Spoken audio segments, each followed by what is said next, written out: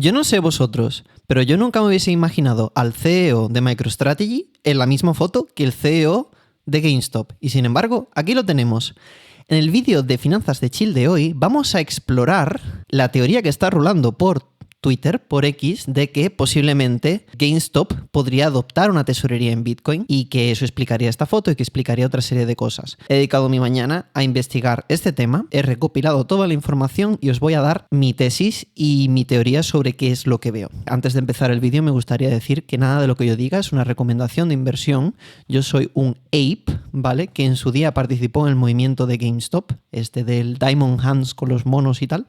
Pues yo fui uno de ellos. Y ya sabemos cómo acabó aquello, no acabó muy bien para los que entraron tarde, así que no toméis consejos de inversión de mí. Y en total transparencia, tengo una pequeñísima posición prácticamente anecdótica de los tiempos cuando el short squeeze y la sigo teniendo. Dicho eso, vamos con el vídeo. Antes de evaluar si la teoría de que GameStop podría incorporar una tesorería en Bitcoin y ver si esa teoría tiene pies, lo primero que me gustaría dar es un pequeño resumen de cuál es el contexto de esta empresa y por qué estamos hablando de ella. No voy a entrar mucho en detalles, pero simplemente voy a dar un breve resumen.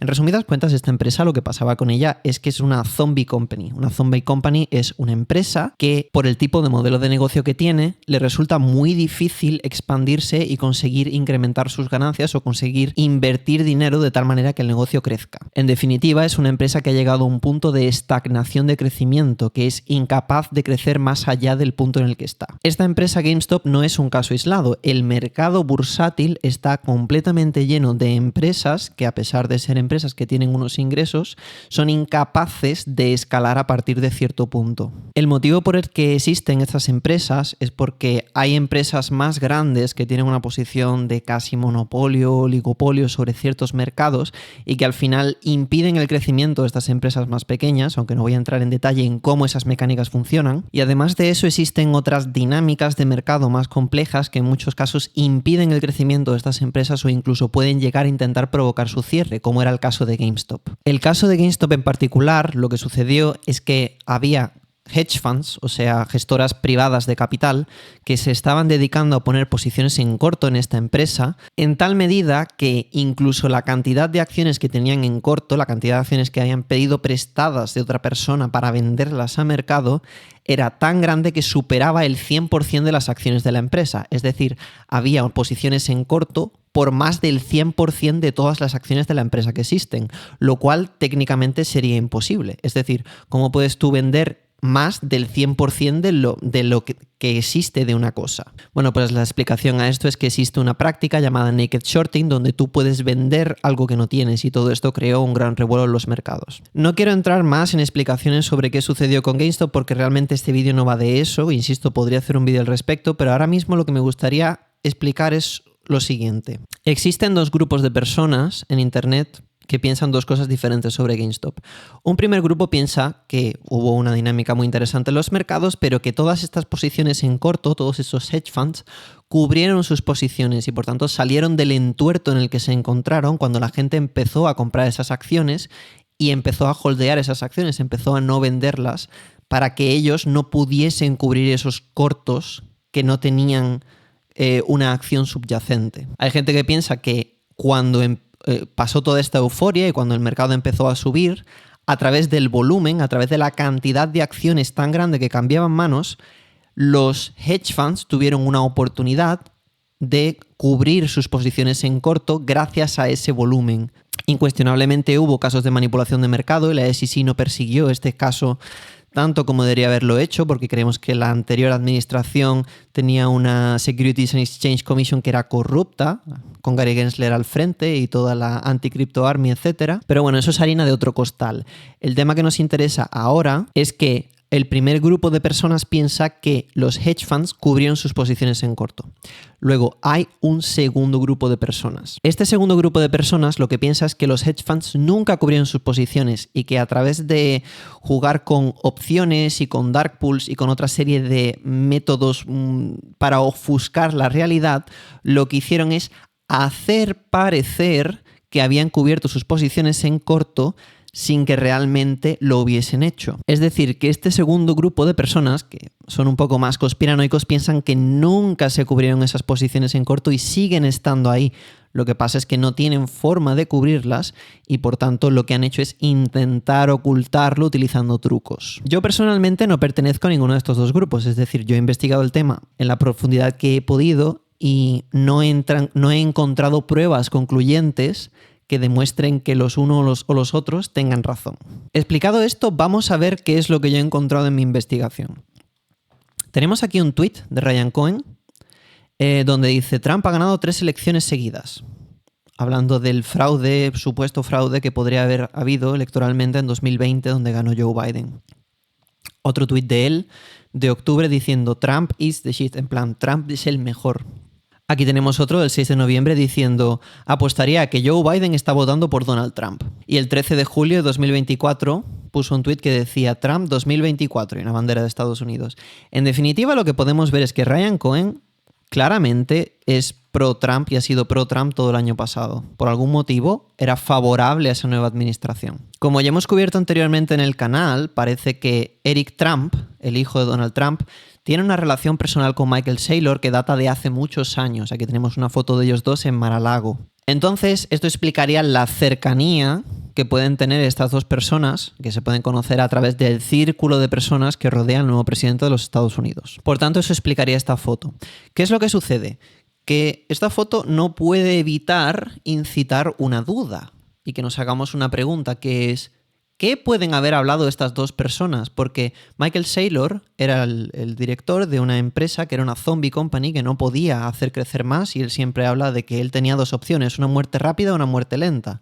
La muerte rápida era vender su empresa a una empresa más grande y la muerte lenta era dejar que su negocio decayese y que no fuese capaz de crecer al ritmo al que tendría que crecer para realmente tener un beneficio, porque al final, insisto, vivimos en un sistema fiduciario donde se imprime dinero y por tanto si no estás teniendo X ganancias lo que estás es perdiendo dinero.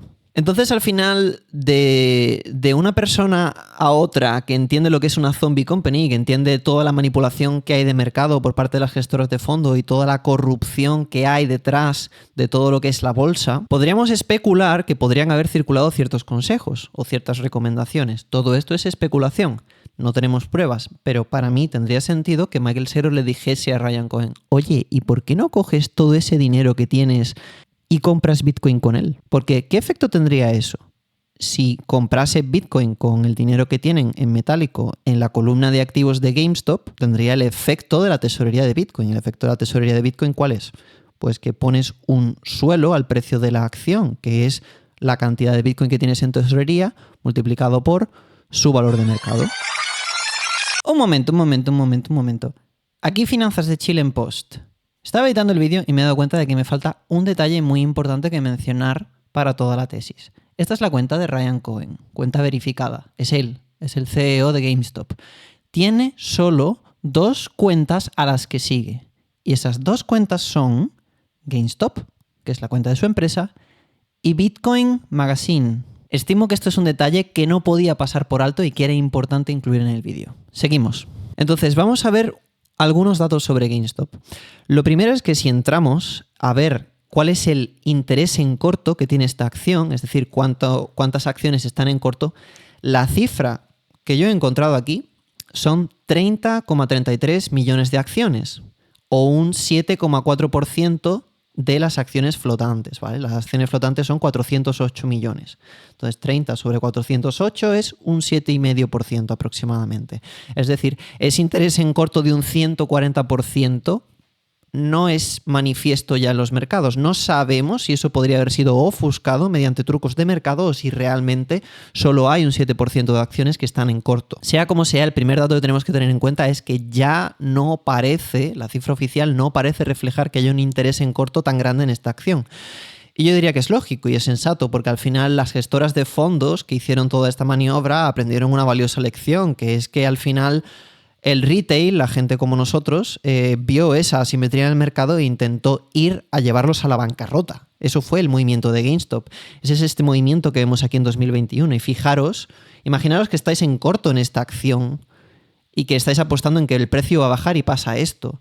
Esto sería una ruina increíble para aquellos que lo hicieron.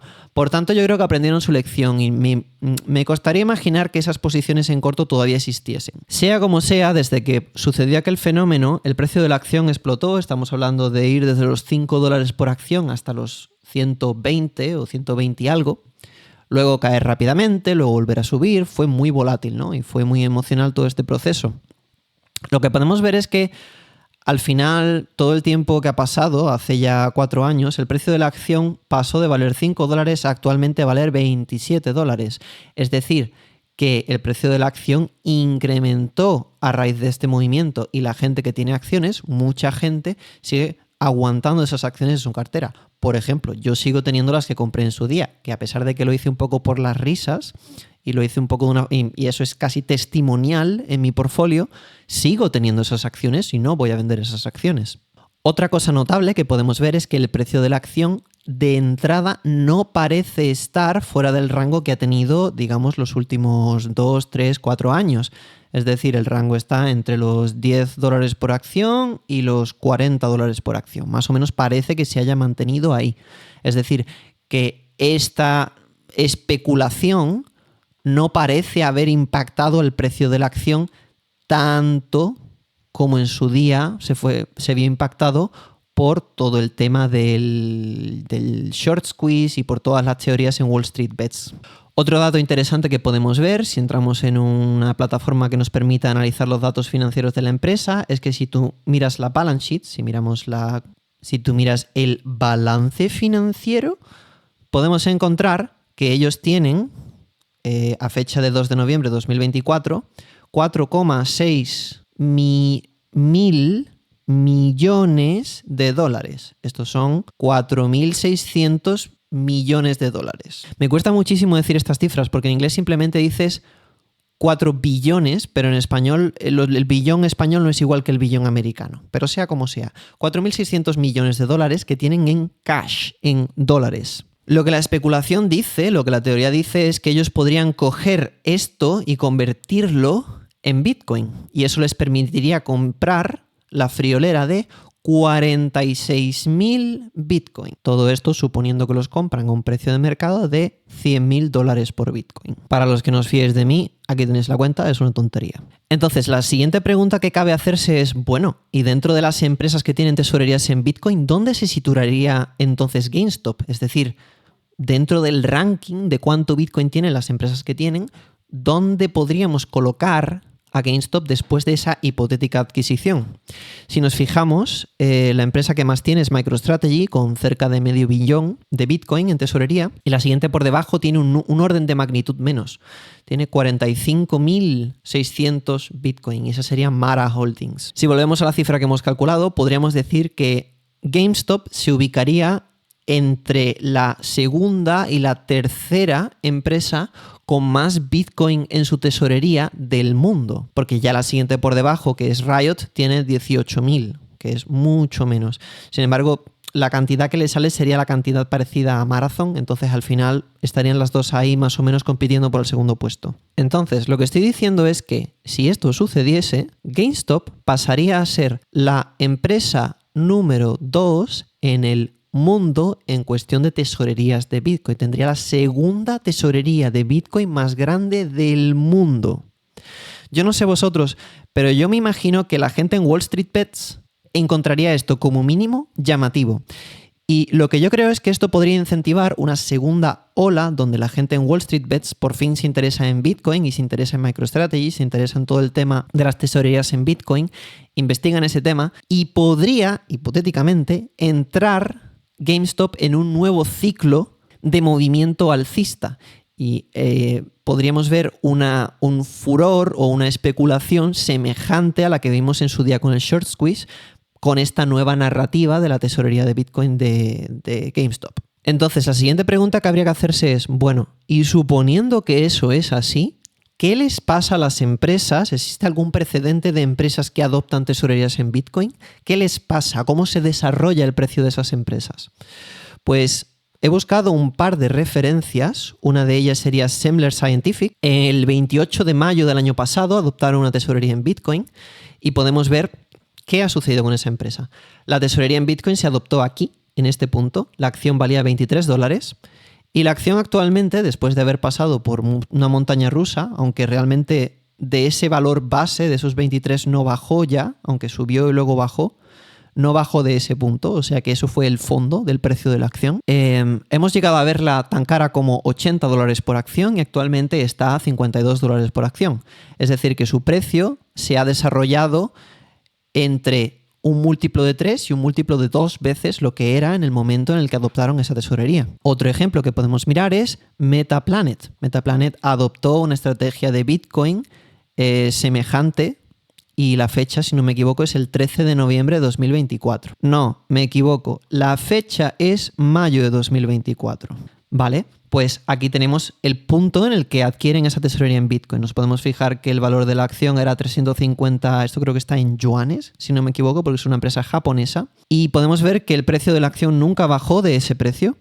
Y bueno, pues tuvo varios ciclos donde subió mucho, bajó, luego volvió a subir, luego volvió a bajar, luego volvió a subir y se ha ido desarrollando con el precio de Bitcoin hasta actualmente llegar a un precio de 6.210 yuanes. Es decir, estamos hablando de aproximadamente 15 a 20 veces el precio de la acción en el momento en el que compraron Bitcoin. Entonces yo os invito a pensar, ¿vosotros creéis que si GameStop adoptase esa tesorería en Bitcoin e hiciese ese movimiento, este análisis que estoy haciendo, ¿creéis que no lo harían todos aquellos que están en Wall Street Bets? ¿No crees que ellos dirían, bueno, ¿y esto dónde se posiciona esta empresa en ese ecosistema de empresas que tienen una tesorería en Bitcoin?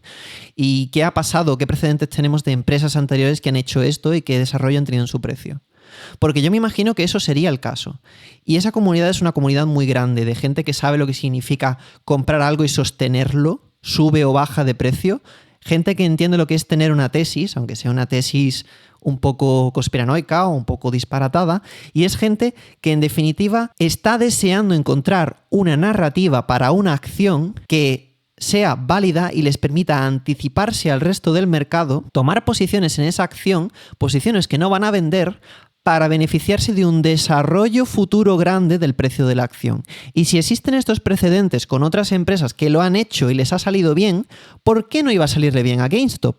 Es más, suponiendo que estamos en el campo de gente que piensa que esos shorts, que esas posiciones en corto nunca se cubrieron, esto sería aún mejor porque estaríamos obligando a que el precio de la acción suba, si creemos en la tesis de Bitcoin, y además estaremos obligando a que el precio de la acción nunca baje de un suelo, porque estaríamos poniendo el suelo con la tesorería en Bitcoin que tiene un valor subyacente. Es por eso que no es difícil pensar que aquellos que creen en toda la tesis de inversión de GameStop estarían muy emocionados de recibir estas noticias de que GameStop ahora tiene una tesorería en Bitcoin. Y es por eso que hipotéticamente, teóricamente, esa acción podría entrar en un nuevo ciclo alcista, en un ciclo parecido al de 2021, lo que pasa que sin que esa burbuja tenga necesariamente que explotar, a menos que haya algún problema con las tesorerías en Bitcoin, a menos que haya algún problema con Bitcoin como blockchain, a menos que le daría una nueva tesis, pero desde mi punto de vista, una tesis que tiene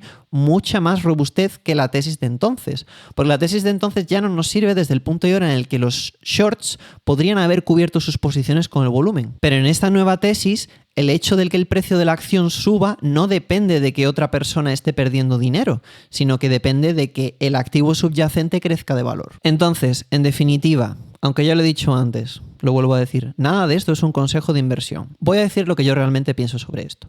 Yo pienso que existe una probabilidad bastante alta de que GameStop adopte una tesorería en Bitcoin. Yo creo que todas las señales están ahí y es cuestión de esperar. Yo creo que el precio de la acción no ha reaccionado y creo que la comunidad de Wall Street Bet no está activada o no es consciente plenamente de esto. Y esta es una teoría que, como podéis ver, yo llevo teniendo desde hace tiempo. Contemplé esta posibilidad el 7 de junio de 2024. De momento eso no ha sucedido. ¿Sucederá? Es posible, es una teoría. Pero creo que es una teoría interesante de contemplar. Igualmente creo que tenemos mucho que aprender sobre las dinámicas de mercado y sobre cómo el mercado es manipulado y sobre las cosas que suceden detrás de la cortina de todo el fenómeno de GameStop, que es un fenómeno que yo he analizado en relativo detalle. Así que nada, chicos, ¿será esto algo que sucede? ¿Será pura especulación? ¿Estaré en lo cierto? ¿Estaré en lo equivocado? El tiempo dirá. Yo lo dejo aquí en YouTube y si pasa bien y si no, pues ¿Qué le vamos a hacer? Espero que este vídeo haya sido entretenido. Dejadme comentarios si tenéis alguna duda o si queréis que entre más en detalle en otro tema. Y nos vemos en el siguiente capítulo de Finanzas de Chill. Chao, chicos.